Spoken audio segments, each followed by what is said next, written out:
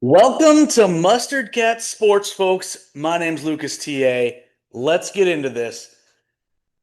I'm going to try my best every week, try and give you guys some racing insight, what's going on in the sport, all that stuff.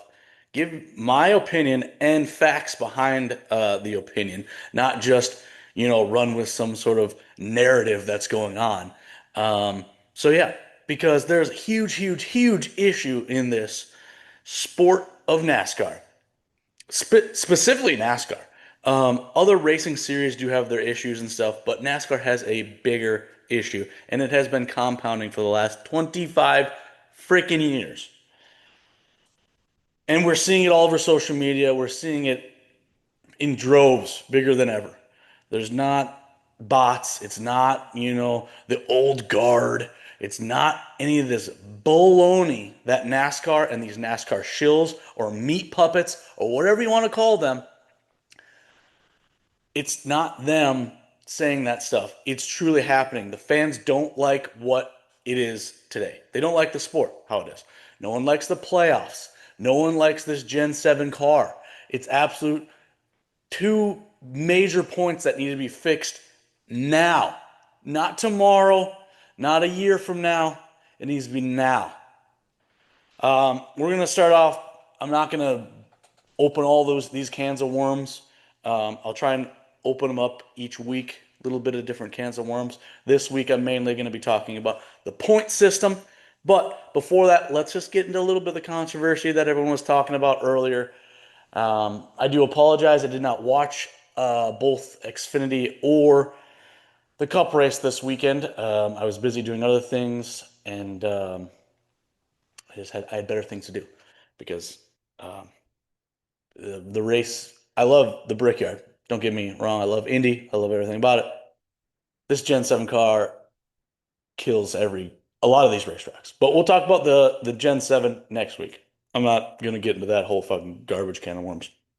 But the Xfinity race. I did see all the highlights. I watched a lot of the little quick replays that everyone was bitching, complaining about. We'll start off with the Kyle Larson one. That seems a little less than the Austin Hill one. But Kyle Larson getting loose underneath Allgaier, wrecking his chances, and then basically shutting down Kyle Larson's chance of winning.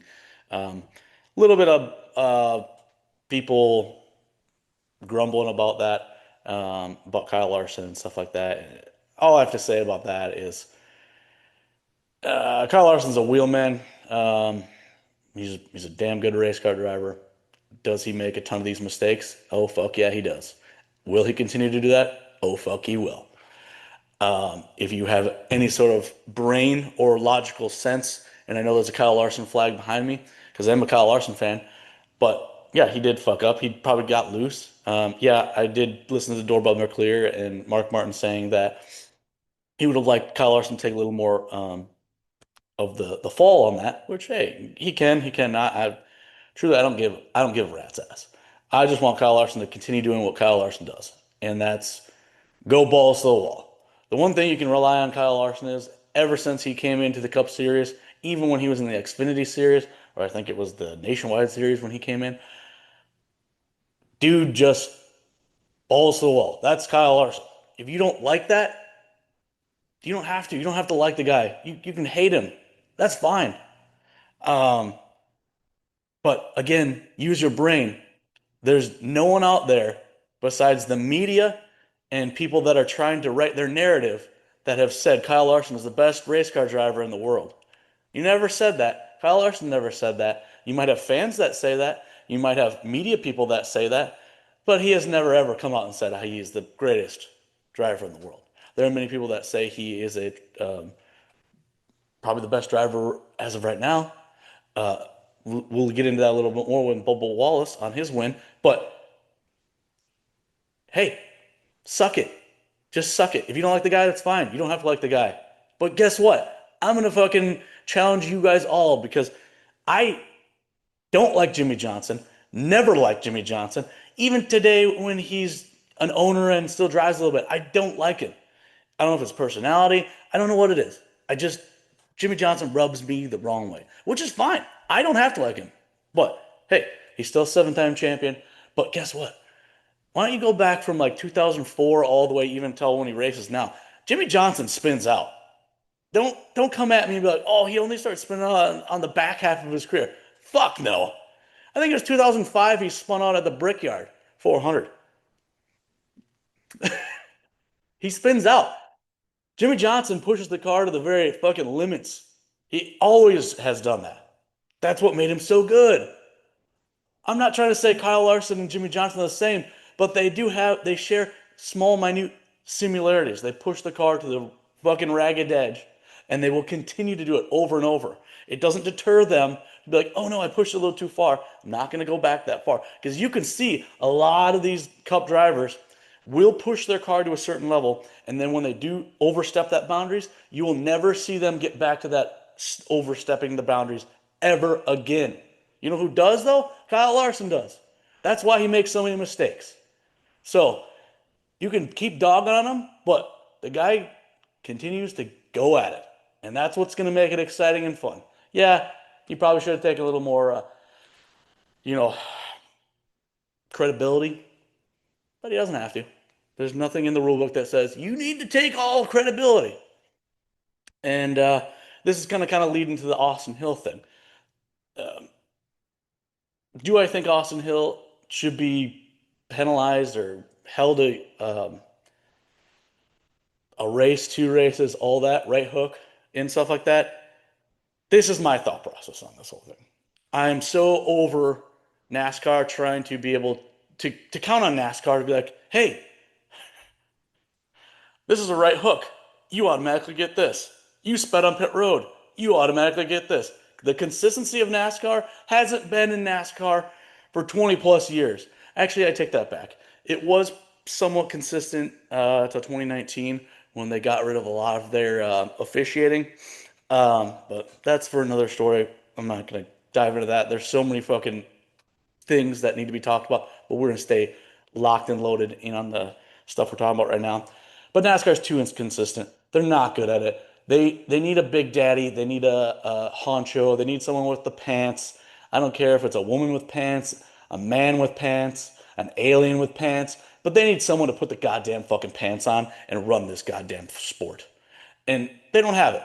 They literally don't have it. That's why we're in this scenario. That's why we are where we are today. And getting into that with the Austin Hill thing, yeah, I think he did red hook him. I think he did.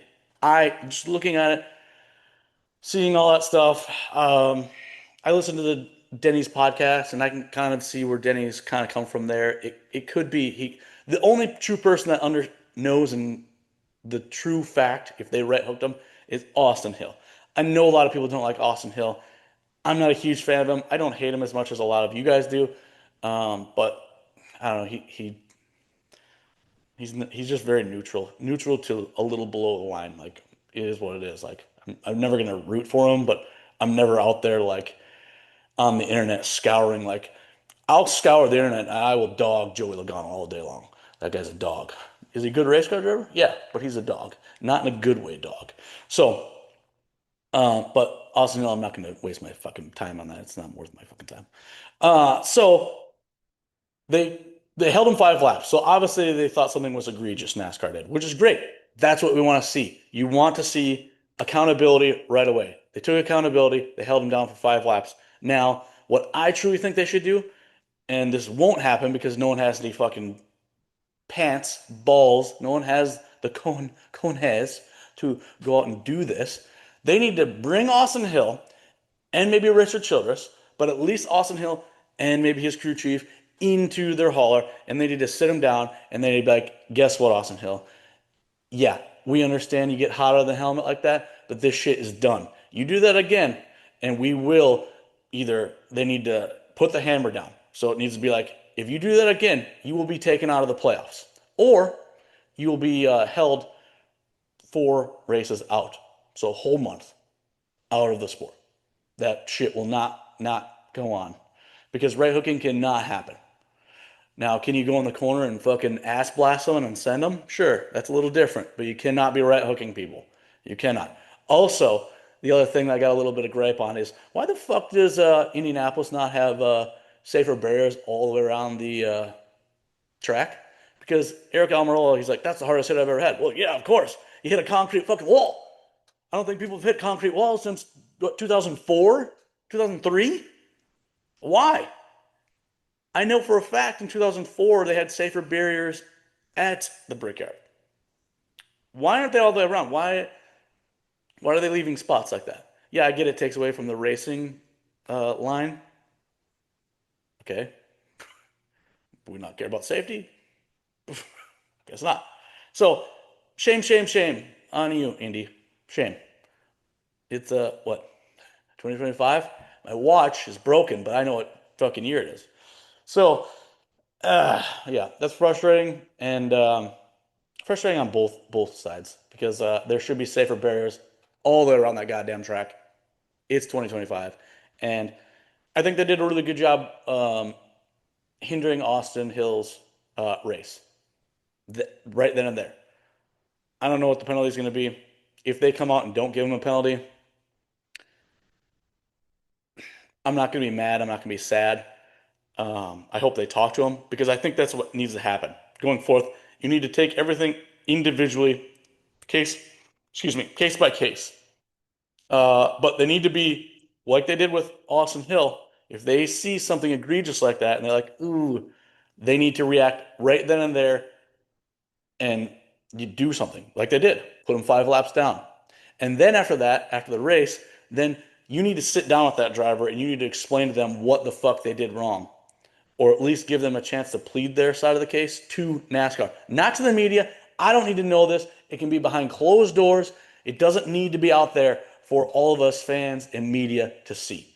It just needs to be between NASCAR and Austin Hill or whoever the next person that right hooks someone. And it needs to be put in the fucking sand that this shit will not go on or you will have big repercussions. There doesn't need to be a fucking rule that gets written in the fucking rule book that says, "Oh, right hook automatically won one fucking race." No, that is the dumbest and most that that gets my blood boiling. These need to be case by case scenarios, and people are like, "Oh, well, there's going to be favoritism." Yeah, but there's also multiple different styles of right hooking. They're all bad, but there are some that are worse. Like this one that just happened. Eric Almirola, boom, really a fast entry going in there. Now, the Austin Cindric and Ty Dillon on the straightaway, where Austin, or not Austin, but well, Austin spun Dillon. Um, there was no wreck or anything. It was just a right hook. It was pretty safe for the most part, but you still don't want to see that. So it's a case by case scenario. So anyone that says it needs to be a line in the sand and it needs to be in the rule book, no, no. We just need someone at NASCAR that actually cares about the sport, that wants to actually put their foot down and be like, nah, that shit's not happening. And this is the reason why. You do that again, you're getting this. It just needs to be put out there to the driver so he knows next time he's all hot-headed in that helmet, because it's going to happen again, he needs to remember that. The media doesn't need to know. The fans don't need to know. So that is my opinion. I was very hesitant to say my opinion on X because that's mostly where I'm on. But yeah, these people that are demanding it needs to be at least a 1 race or 2 race suspension. I don't think it does. I think they need to sit down with Austin Hill. They need to. I think they already did enough damage. If they wanted to give him a 1 race suspension, sure, go for it. If they wanted to fine him a bunch of money, go for it. If they want to take some points away from him, go for it. But they need to for sure sit down with him and tell him, hey, guess what, bud? This isn't going to happen anymore. And if you do this again, even though he's already on the hot seat, this is big time stuff. You're getting suspended for a whole month, or we're kicking you out of the playoffs and you're not getting in. Because that's what needs to happen. It needs to be big time. It needs to be a threat. You need to threaten these drivers. If you want to take anything serious, if you want anything legitimate, you have to be dead set serious. And NASCAR has not been dead set serious. And that's what we're going to be rolling into here soon.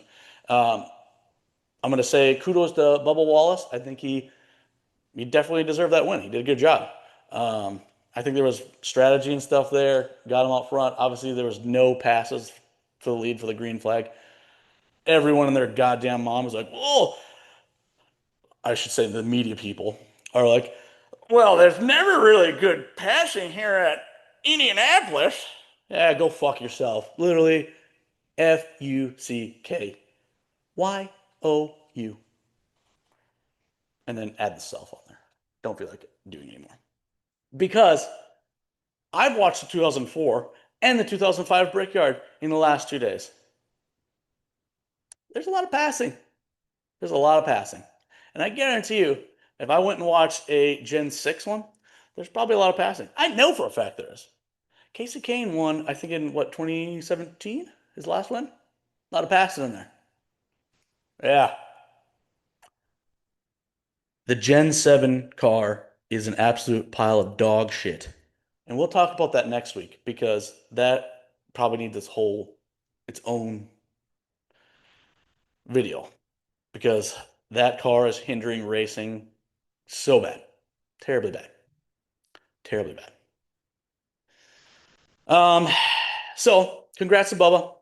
Probably one of the only few drivers in the last few races that was around the cut line that actually was like, wow, it's a breath of fresh air. Someone actually that's not 20th place or back winning a race and getting into the playoffs.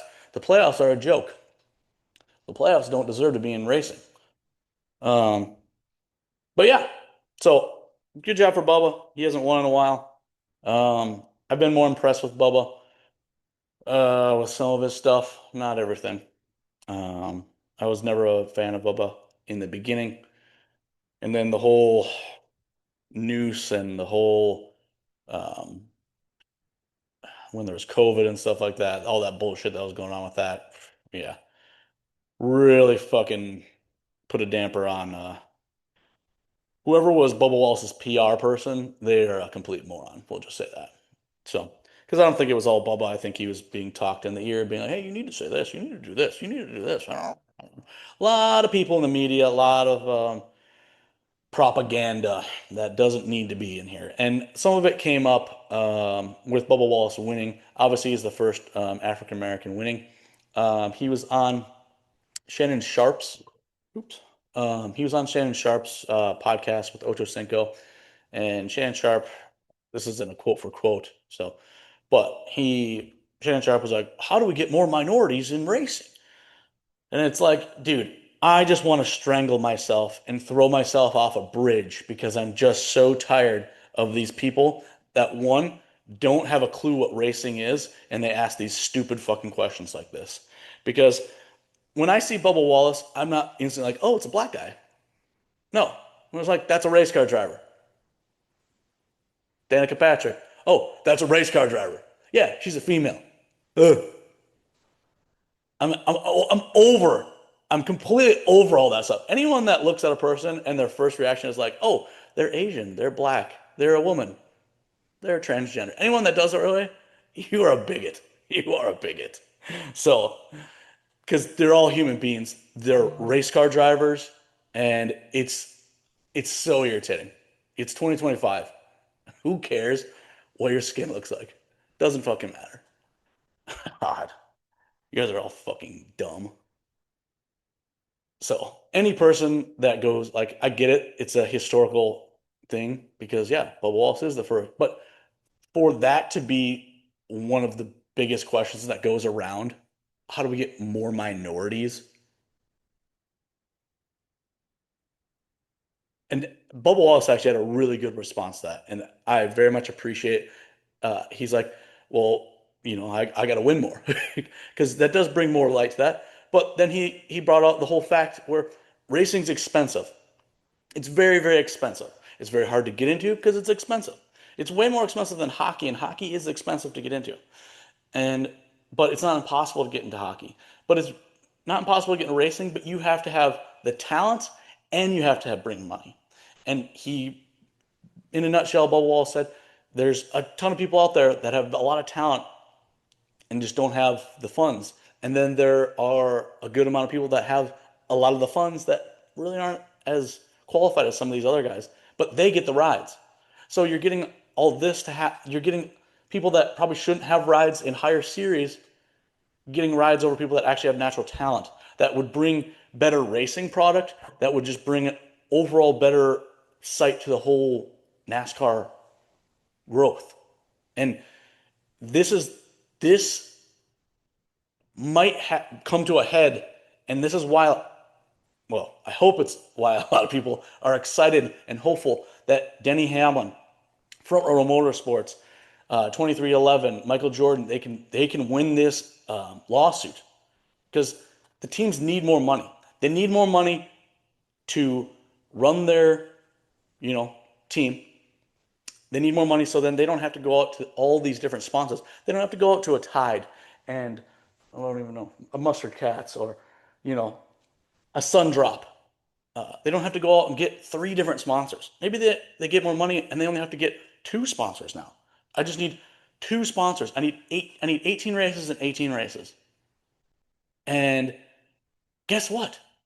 That will help out the people that have more talent, less money. Because then these teams can reach out and be like, "Hey, I got this really good driver. Let's collab on that." Rather than if you have 6 to 8 different big time sponsors and you're switching out all the time, you know how hard it is to get so many people on the same page? That's the same thing with sponsors. Yeah, it's done. Joe Gibbs does a pretty decent job with that, but it's like it's frustrating. And so I commend Bubba for saying that and not coming off and saying something about the color of your skin and all that. Even though he said, you know, he uh, he just needs to win more and that brings more attention to it. It does, but you need to give the teams more money so then they can go out and actually get talent rather than we got to take the guy with money because we got to pay for all this. You got to pay for the lights at the shop. You got to pay for the people that work there. You got to pay for the engineers. You got to pay for everything, uniforms, everything. So it costs a lot of money. I get that. And NASCAR has been scumbags for the last 20 fucking years. So yeah, we'll get into the charter thing a little more into another episode because I have some really, really, I think, good ideas for that.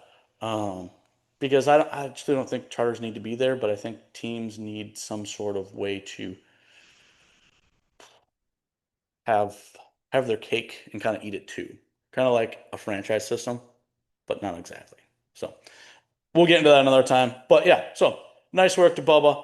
Um, the other thing I want to bring up with Bubba and for anyone else, Dale Tanhart, he had made a video on this, and I'm pretty sure he's very aware of it, and I'm pretty sure Bubba Wallace is very aware of it. But when you bring to light these people that are throwing cans out on the track, or you're bringing to light the guy that goes on basically all social media and it's like Bubba Wallace hasn't won in blah blah blah blah blah many days, and when you bring that to light, especially in interviews or videos, you're not hurting that person by any means. You're not like, oh my God, I feel so offended because he called me out. No, you're actually fueling the fire. So that's fine. They can do that.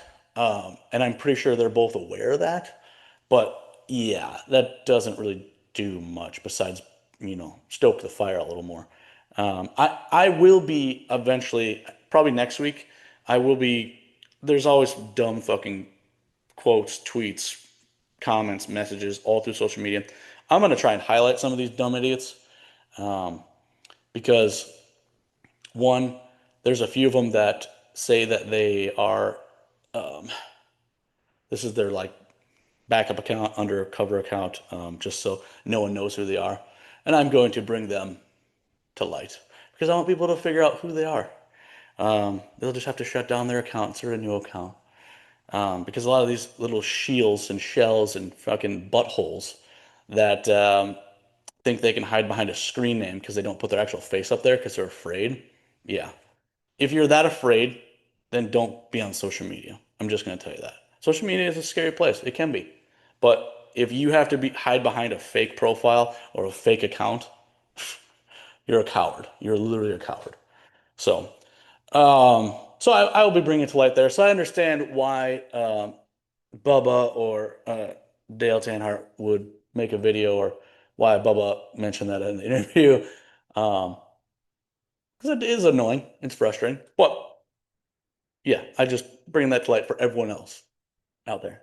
When you bring someone onto a platform or you shine light on them, it doesn't deter them from continuing to do what they do. It'll just stoke their fire to continue what they want to do. So, um, but yeah, let's move on to the hot topic that has been the point standings, the point systems, everything about the points. Oh, man, this gets my gears going. Um, where should we start? Let's just start with the elephant in the room. Majority of the fans want a full season point standings. They want it.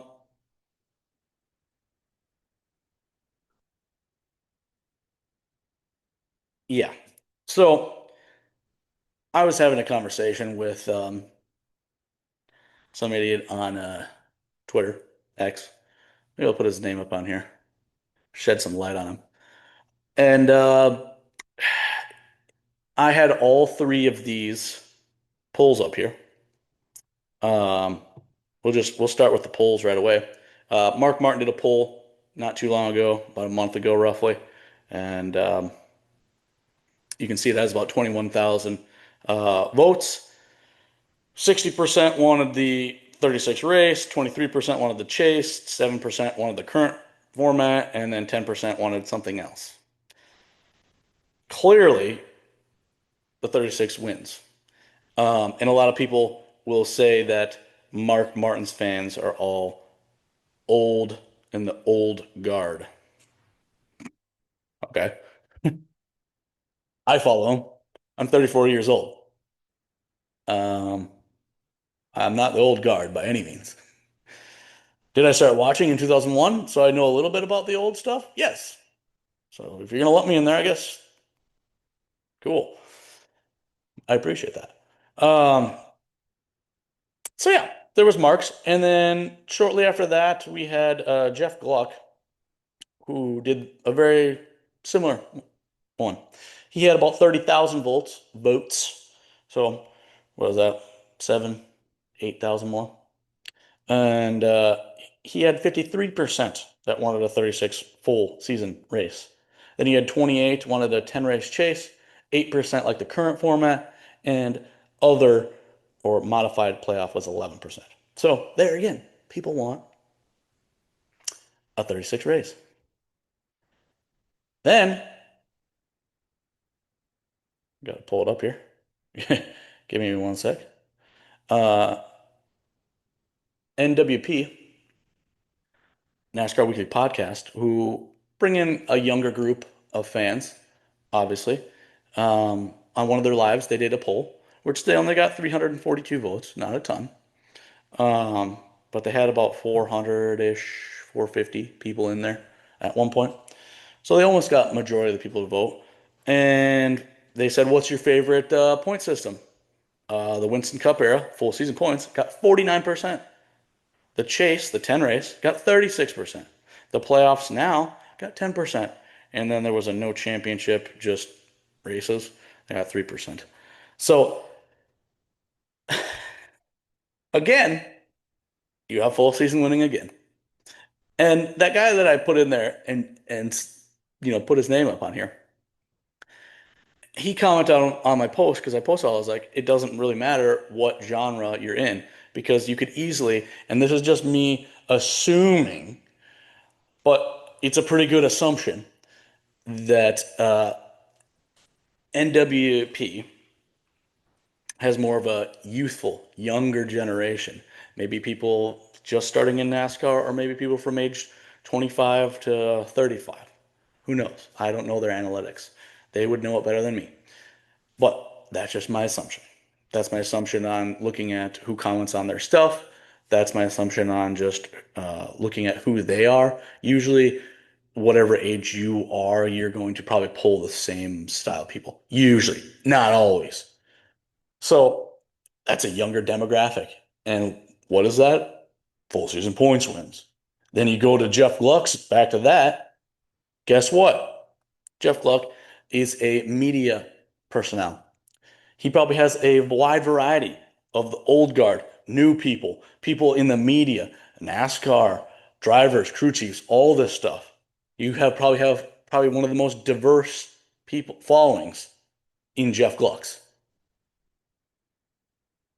53% want a full season points. And then going back to Mark's, where they're saying it's only old people, which I don't think that's true. I think there's probably a solid amount of old guard there, but it's probably a lot of people that grew up with Mark Martin.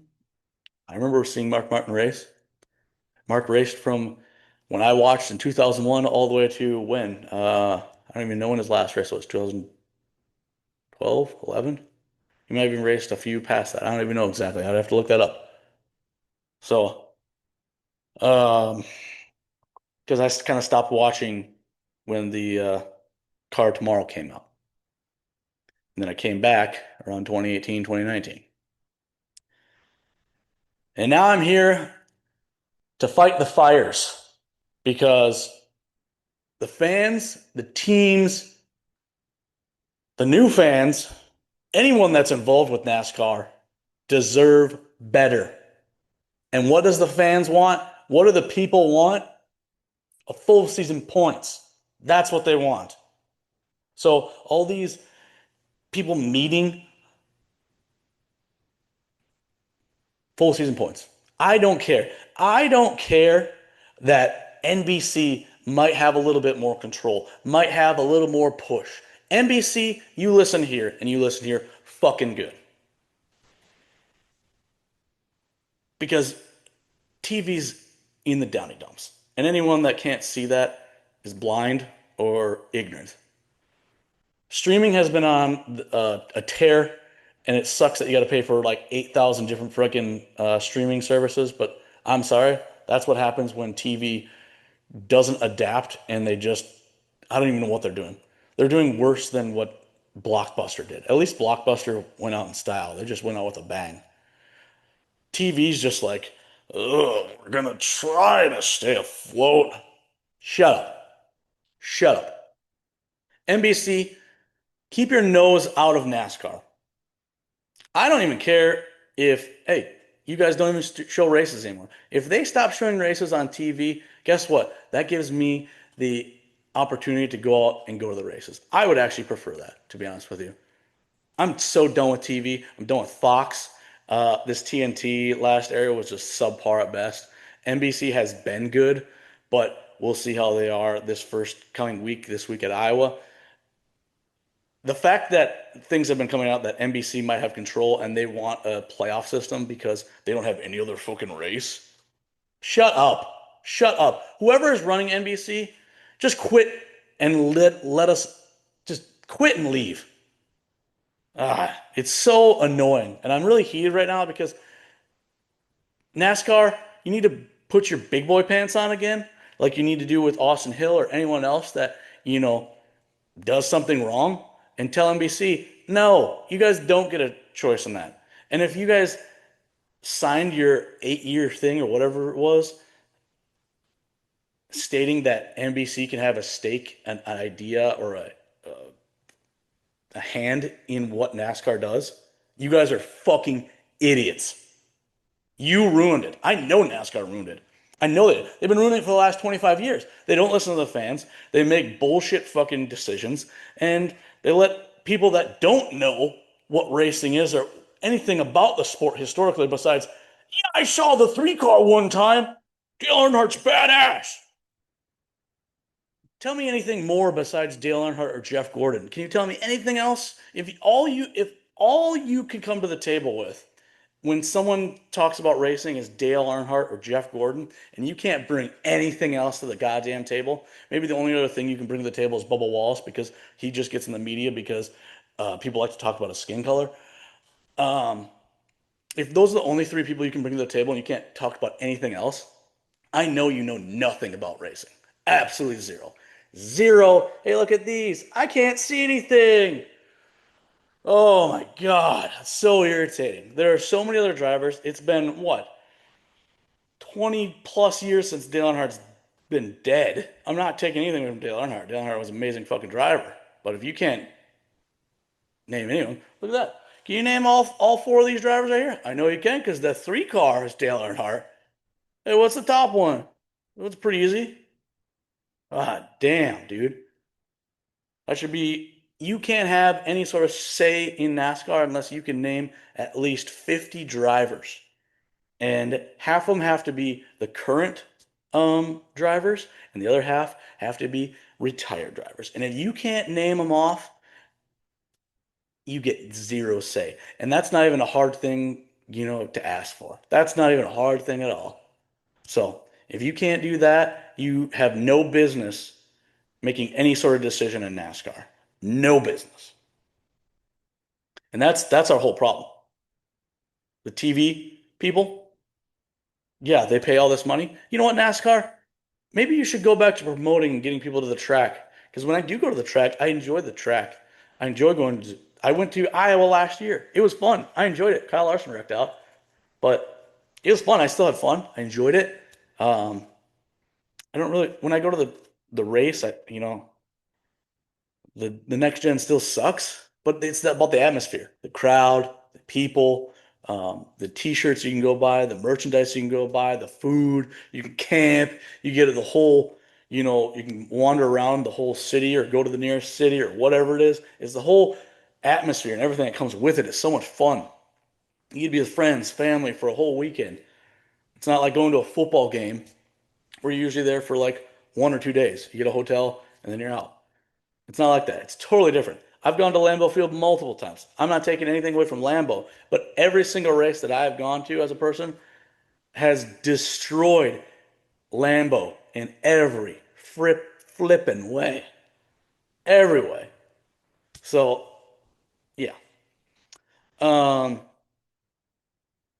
NASCAR just needs to put their big boy pants on. Someone needs to put their big boy pants on there. Someone needs to take over because the France family is completely lost their fucking goddamn marbles. And I don't think they have known what they've wanted since Big Bill France Jr. died. So, um, yeah. So what NASCAR needs to do is get a full season point system going. Yeah. Would a chase system work? I think it would. I think at bare minimum, you go to that. And I understand from what Door Bumper Clear was saying, um, Brickyard was saying, a few other people I was listening to this early this week and this weekend is they are not even remotely close to figuring out what they're going to do with the points. And I get you want to make a good decision and you want to have one change. You don't want to have multiple changes. They've had way too many changes as it is. Um, yeah. But be transparent with the fans. Just come out and say, "Hey, we're behind. We need more time." So this next coming season, it's going to be absolutely identical. But our goal is to come out the following year, and we will have it done by then. They need to be more transparent. You just dragging this shit on and us hearing all this murky shit through the water, it's going to turn bad. Look what you guys have done for the last 25 years. You've been not very transparent. You don't listen to the fans. You just make willy-nilly decisions because you think they're right, and they've mostly been wrong. So there's been a select few things that have worked out in your guys' favor. And I think really the only ones of those are double file restarts and the lucky dog. I know the lucky dog, some people don't like it, but it's kind of for safety because people were fucking racing back. And just think about the crazy drivers nowadays compared to the drivers last or way back in the day, even in the 90s and early 2000s. Yeah, yikes. So, um, yeah, they just need to get their shit together and they just need to be transparent about that. They need to be transparent because that's what the fans want to know. They need to be very transparent with that.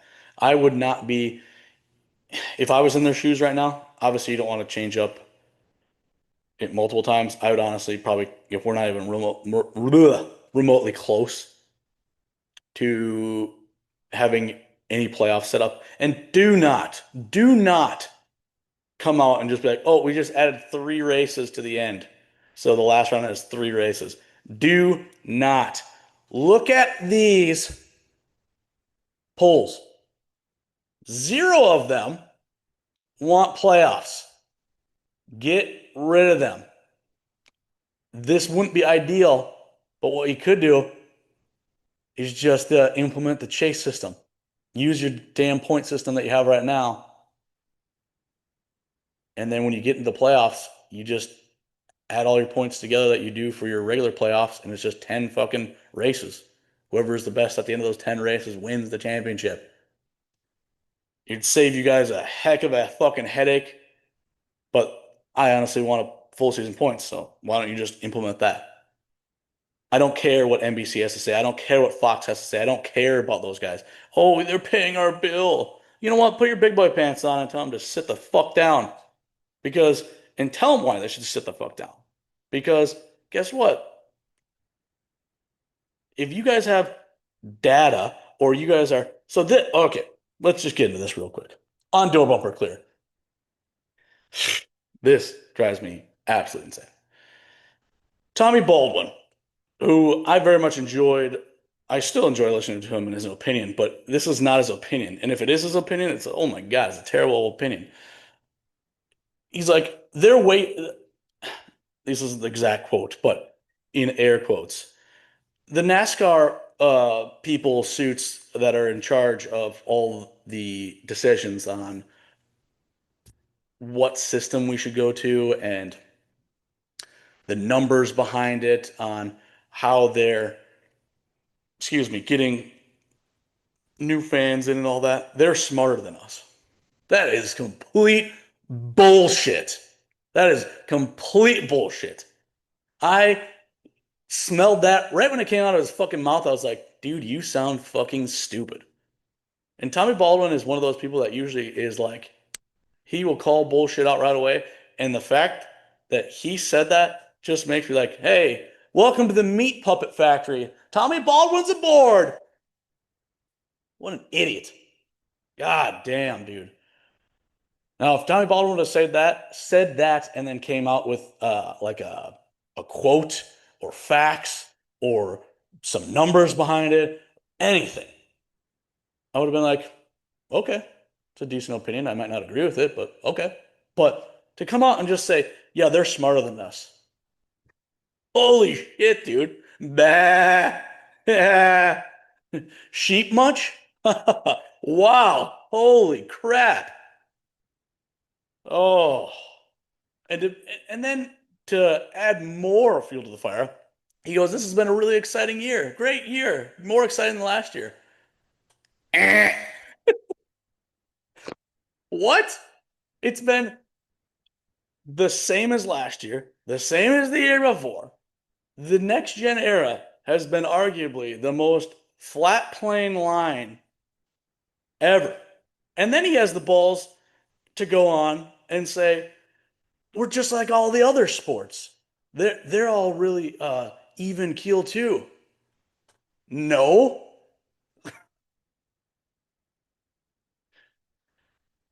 Patriots, Packers, Kansas City Chiefs, Indianapolis back in the early 2000s. Why are those teams always up on top? There's no parity. Maybe there's parity because they have the same fucking teams that are always in there. Shut up. That was a terrible, absolutely atrocious. Don't even get me started on baseball. I don't even know a lot about baseball. But who was in the World Series last year? Were they the 2 teams that have the most fucking money? Oh, oh, oh, shit. Come with some actual facts, dude. Like, I like Tommy Baldwin. Don't be a fucking shill. Don't fucking word vomit bullshit out into the fucking world. People will take that and they will spit it right back at you. And you're going to look like a goddamn moron. Everyone makes mistakes. Everyone says dumb shit. I say dumb shit. You can go find all the dumb shit I've said. I've probably said dumb shit on this podcast. But at least when you say dumb shit, make sure there's a little bit of numbers or something behind it to like back your thought process up and not just, oh, I think they're just the people that run NASCAR, they're smarter than us. They know they're smarter. How so? Please tell me more. How are they smarter? Because they work for NASCAR? Because they have more money than us? What? What makes them smarter? The SATs that you went through and found their SAT scores, and then you compared them with other people's SAT scores? What? What qualifies them to be smarter? Shut up. Shut up. You sound like a dumb fucking idiot. God. God. Got knocked in the head too many times in your goddamn fights. That's what it is. Oh, my brain got tossed around. Jeepers, creepers. And again, I enjoy Tommy Baldwin. I love his stories. I love learning about things like that. But goddamn, say stupid things, get stupid shit thrown back at you. So yeah, if you want to go listen to that one, Mark Martin's on it. Mark didn't stay on there very long. He didn't really talk too much about a lot of stuff, but yeah, if you want to hear Tommy Baldwin say a bunch of dumb fucking shit, be a meat puppet, you can go enjoy that on Door Bumper Clear. But yeah, so overall, there you can definitely point out the shields, the meat puppets, the people that don't have a clue or an actual valid opinion. And a valid opinion just means you have something behind it stating why you don't like it. Let's take Kyle Larson. I don't like Kyle Larson because I don't like how short he is. That's an opinion, but there's merit behind it, and there's a reason why I don't like him. Now, that was a lie because I do like Kyle Larson, but that is an opinion and a good opinion why I didn't like him. I don't like the Minnesota Vikings because I think the state sucks and I think that all their sports teams are cursed. Hence, why they haven't won. I think their last thing that they won was a World Series in 1991, I believe. Could be wrong on that. It might be hockey. No, I don't think it is. But that is a valid opinion. Now, could I elaborate a little more why I don't like Minnesota? Yes. I'm not going to bore you with that. So, there we go, folks. That is your tutorial on when you give an opinion, make sure there's something behind it backing why you don't like it, or why you like it, or why you don't think something should be like this, or why you think it should go like this. And not just, I don't like the Vikings because I don't like them. The Vikings staff are 1,000 times smarter than me. What? That's exactly what Tommy Baldwin said. Why are they smarter? Why is NASCAR smarter than us?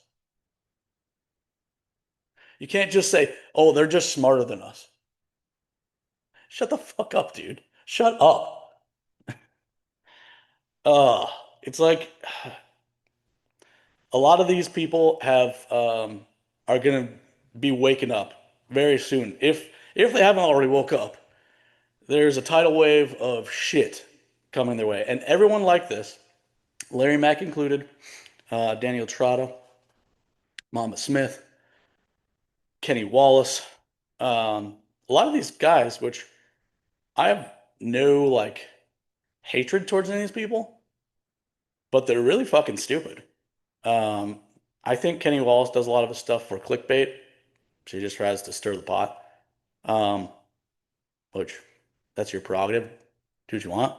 Um, but when people come up with you with valid reasons why that statement is incorrect, and then you don't have a reason to back up yours besides, well, I work in the industry, you don't, is an absolute terrible take. So be aware of that because every time you open your dumb mouth, and I'm not talking just Kenny Wallace, I'm talking all those people and many others, Dave Moody, many others. I will make sure I start calling people out that need to be called out in the media like this because they need to basically be scolded and be like, hey, if you're going to say something like that, you better have a fucking reason. Like I was just telling you guys about Tommy Baldwin. You better have a reason why you're saying that. There better be something behind it showing why you think it's that way. It might not be true, it might not be correct, but that is why. You can't just say, "Oh, they're smarter than us." What?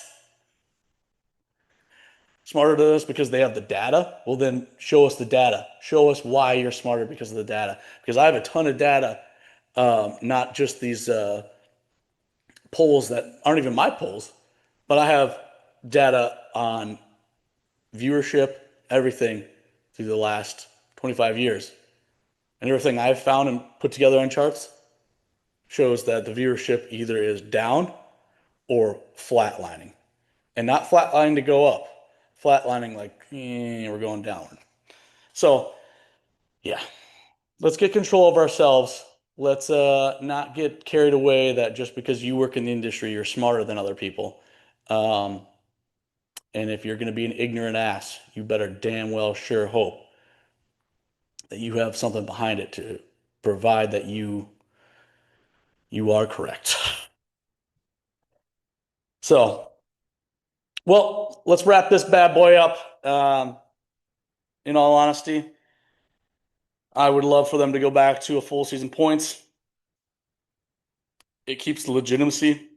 It brings legitimacy back to the sport because we need that. We need the champion to be legit. I guess one other thing to fire at NASCAR and every dumb idiot out there.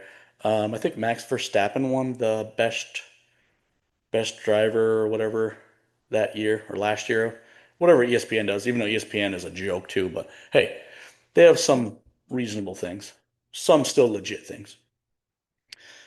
Joey Logano was on there because they just take basically the top people that won a championship in their series, and there's no way you could vote and say that Joey Logano was better than Max Verstappen that year. Not even close. Joey Logano was like he had 17, I think 17 point something for an average finish. That's a joke. That's a fucking joke. So, we need some legitimacy back so we can actually, I mean, as in NASCAR, can actually compete with other racing series and not look like a joke. Because no other racing series uses the playoffs, and anyone else that wants to come in the comments and be like, "Oh, NRA does." NRA goes 1v1, or worse, it's one versus one, so three. NASCAR is 36 plus people that race every single time on the track. That's way different versus one. Playoffs are for one versus one. Also, to circle back on that whole thing with all those other polls, the guy was trying, that I put his name up, was trying to argue that more people wanted the playoffs because he was trying to incorporate the chase in with the playoffs. Because that's a that's the playoffs. It's a version of the playoffs. It's a postseason. It's not playoffs. Do you know what playoffs are? Technically, these aren't playoffs. Just technically, playoffs, you get eliminated. And people are like, oh, people do get eliminated. No, they still race. If it's the true playoffs, we would eliminate drivers and not allow them to race next week. So if you want to keep the playoffs, you better damn well sure make sure that final race is just four guys on that track and that's it. Otherwise, knock this playoff shit off. Get rid of it. It doesn't bring in more eyes. I don't know what it just creates gimmicks and bullshit. So, yeah. Go to full season points. The final thing that I want to stop on and kind of just hint at, I'll bring it up a little more next week. But so Catherine Legg, I guess, she did a really good job at Indy. I'm not super surprised because obviously she's had laps on that track. She's seen that track, obviously not with this car, but we need more practice. I saw the interview with Kyle Larson where Kyle was like, I don't want more practice because we prepare really well, blah, blah, blah. Teams don't have to practice. If they didn't want to practice, they don't have to practice. All I'm saying is every single race that we go to, doesn't matter if it's Cup, Truck, Xfinity, there should be one practice session, and it should be 90 minutes. 90 minutes of practice, and that's it. And then they qualify, and then the race. You can split it up into 2 days, 1 day, whatever the heck you want to do. But they need 90 minutes of practice, qualifying, and then, then the race. And practice 90 minutes, it's everyone on the track. No more of this bullshit two groups. Do we race two groups when we actually race the racetrack? No, because everyone's on the racetrack at the same time. Let's practice all at the same time. Yeah, seems pretty logical, doesn't it? Yeah. Huh. Crazy thought there, isn't it? Yeah, it was. That's sarcasm for you people that can't understand that. So, yeah, very much they need to have 90 minutes of practice at every single track. I don't care if it's super speedway. I don't care if it's a brand new track. I don't care anything.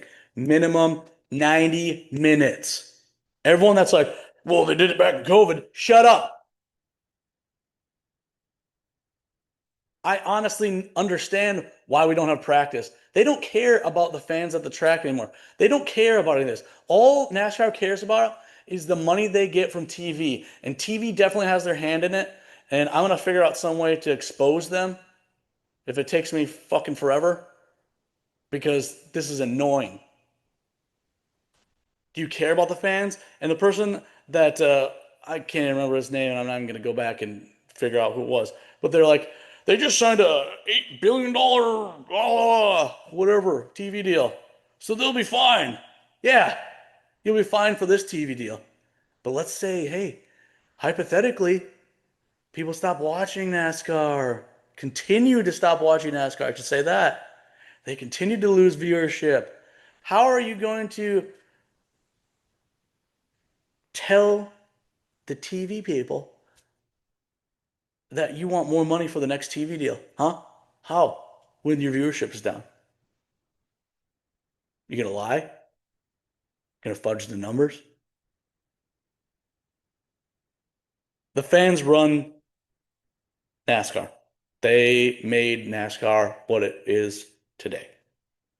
The drivers from beforehand helped that, but it's truly about the fans. The fans make the NFL. The fans make MLB. The fans make hockey. The fans make NBA. Hello. Do you want to be like the WNBA? There's no one to subsidize NASCAR though. Maybe they'll get bought out by F1. Yeah, I bet you guys would like that. Ugh. Um, so yeah, they definitely need to bring back practice. We need practice back. We need it 90 minutes every single race. 90 minutes. Now, I know NASCAR is trying to cut costs, cut costs. You can't do that. You just can't.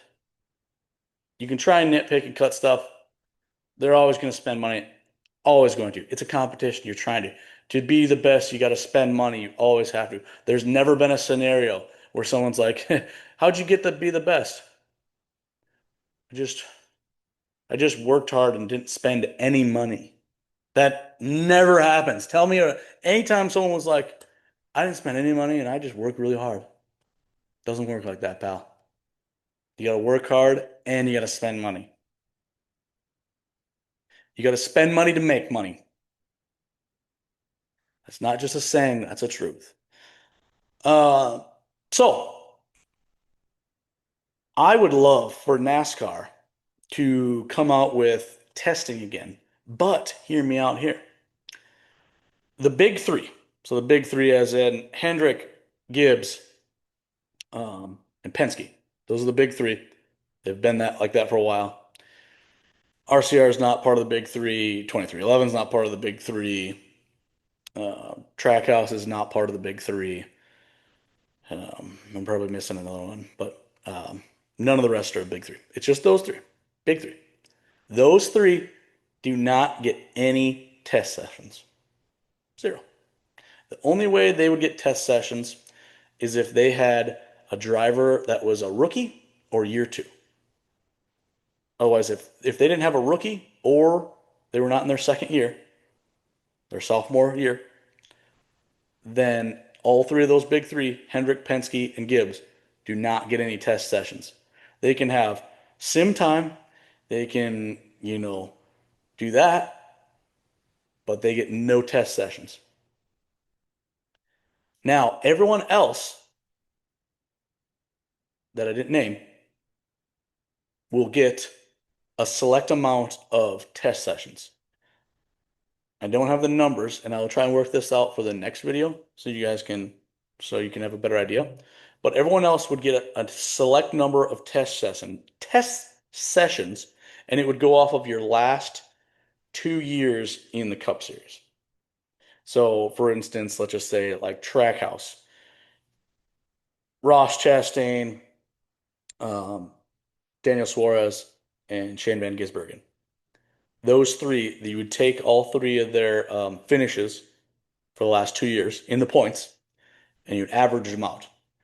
And whatever that number is, if it fell in between the 20s, 30s, or in the teens, depending on where they hit in that area, that organization would get X amount of test sessions that year. So they could take their car and go test at any track in the United States they wanted to. So let's just say, for instance, Trackhouse had an average of 22 in the last 2 years with all their teams combined. Then they'll keep stepping on something here. They'll get four test sessions that year. And that means they get four for that whole organization. So when you have a test session, you can take the whole team or the whole group, and that's one test session. Or you could just take Ross Chastain and have him go, but that's one test session. So you can either bring the whole group together and go test, or one person, player's choice. And obviously, the farther down you'd go, so let's say you were in the 30s, so let's just say you had 35 as your average number for the last 2 years in the point standing. So you're a really crappy team. Like, let's just say Rick Ware Racing.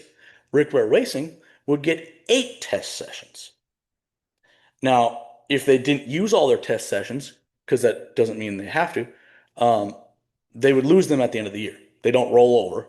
They would just lose them. Um, but yeah, then they'd have the option to do that. And the other stipulation with this would be if they're a rookie or a sophomore, their second year. If you're a rookie or a sophomore, and this is only, excuse me, this test session stuff is only for the Cup Series.